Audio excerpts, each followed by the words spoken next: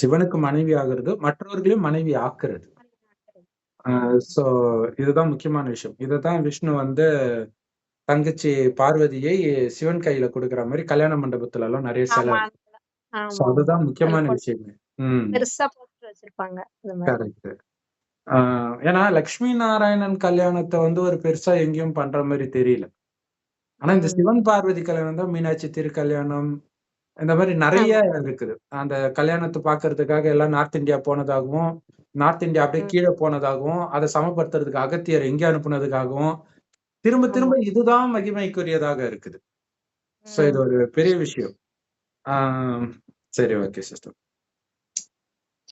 யாருகிட்ட உங்களுடைய வாழ்க்கை படகை ஒப்படைச்சீங்க? இது பார்த்தீங்கன்னா, கல்யாணத்துக்கு தான் இப்படி சொல்லுவாங்கல்ல, என் வாழ்க்கையே உன்கிட்ட ஒப்படைக்கிறேன்ட்டு. சோ அப்படி ஆமாமா. நீங்க வாழ்க்கை படகையே ஒப்படைச்சது சிவபாபா கிட்ட.